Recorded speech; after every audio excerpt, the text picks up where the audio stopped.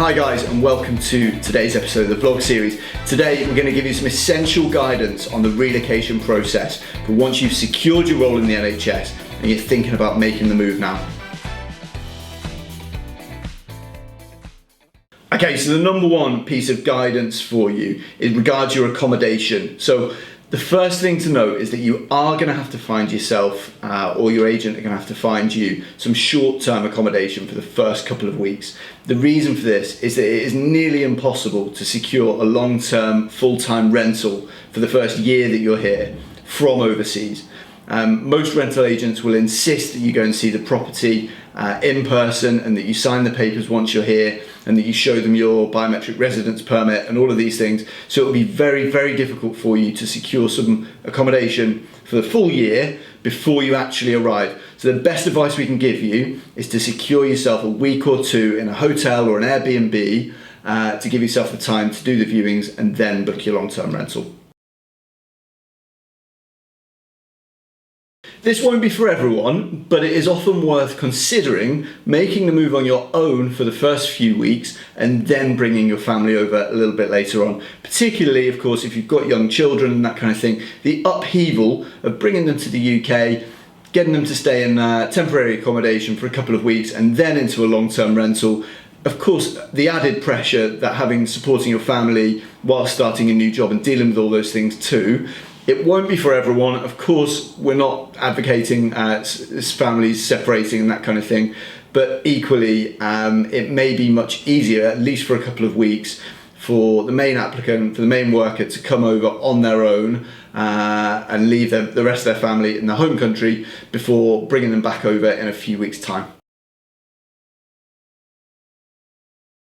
This one perhaps is a bit of a misconception. I think often doctors will think that they're going to arrive in the UK and the next day they'll start their brand new job. And of course they're really excited to get started, as are we, but the reality is it's probably going to be a couple of weeks at least before you actually get started. So you're going to have to book in OH appointments, inductions, you've got to set yourself up a bank account, probably go and do viewings for your long-term rental. There's lots of things that are going to happen in the first couple of weeks. And often people will arrive and then feel a little bit disappointed that they're not starting in their post immediately. So just brace yourself for that. Be prepared mentally for a couple of weeks where actually you're not going to be doing that much. It's going to be a few administrative things to complete before you get started in your exciting new job.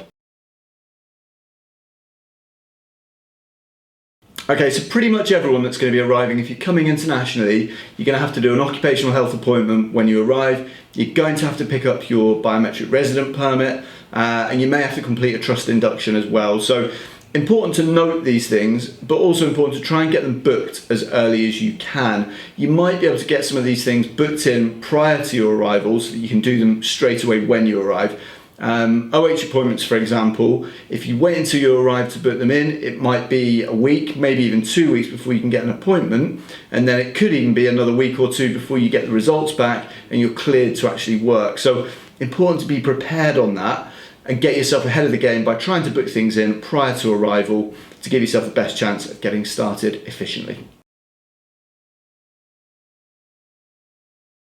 Okay, so the UK is very prevalent to use public transport to get to work.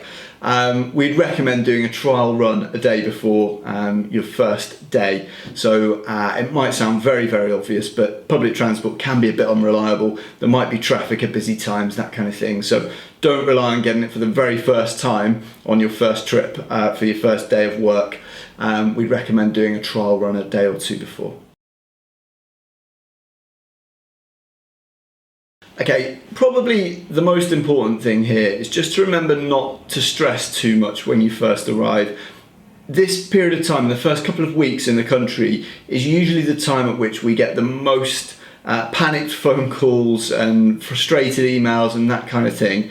It's really, really natural that this is the time you're going to feel most stressed. You've just moved halfway around the world. Your family have all come with you, perhaps you've had to leave them behind. There's lots going on, maybe things aren't moving as quickly as you'd hoped. The future looks a bit unclear because you haven't got your long-term rental.